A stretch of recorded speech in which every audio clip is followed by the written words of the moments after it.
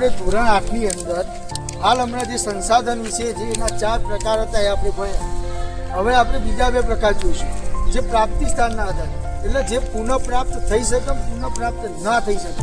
એનું બીજું નામ છે નવીનીકરણ સંસાધન અને બિન નવીનીકરણ સંસાધન.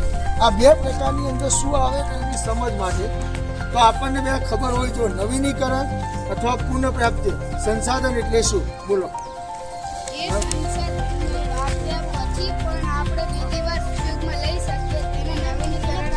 સરસ. કોઈ પણ સંસાધન હોય આપણે એને એક વખત ઉપયોગ કરી દીધું અને ફરીથી આપણે એનો ઉપયોગ કરવો હોય તો એ સંસાધન આપણને પ્રાપ્ત થઈ શકે એવા સંસાધનને નવીનીકરણ સંસાધન કહીએ છીએ. હવે બિન નવીનીકરણ સંસાધન એટલે શું?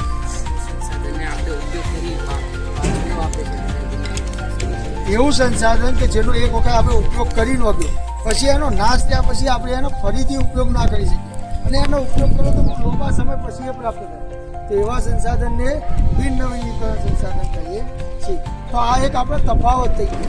તો આ તફાવતની અંદર શું ઉદાહરણ આવશે, એના કયા કયા ઉદાહરણ આવશે, તો આપણે એના માટે દરેક બાળકોને અલગ અલગ ચિઠ્ઠી આપેલી છે.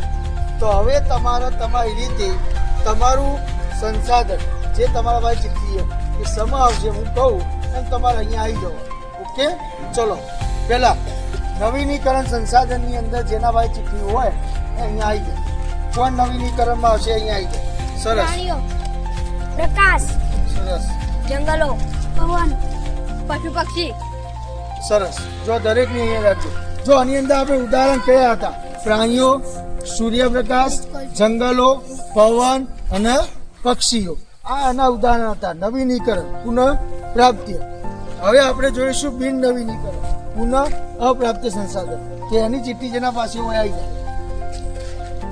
ખનિજ કોલસો, સરસ. ખનિજ તેલ, કુદરતી વાયુ, પરમાણુ ખનિજો. સરસ. જો આપણે બિન નવીનીકરણની વાત કરી તો એની અંદર પોતાની ચિઠ્ઠી રાખજો.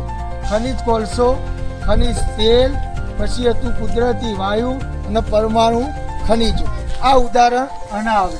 તો જુઓ આપણે આની વ્યાખ્યા સ્પષ્ટ થઈ ગઈ, કયા ઉદાહરણ આવે એ સ્પષ્ટ થઈ ગયું, તો આપણે આને સરળતાથી સમજી શકીએ. ઓકે.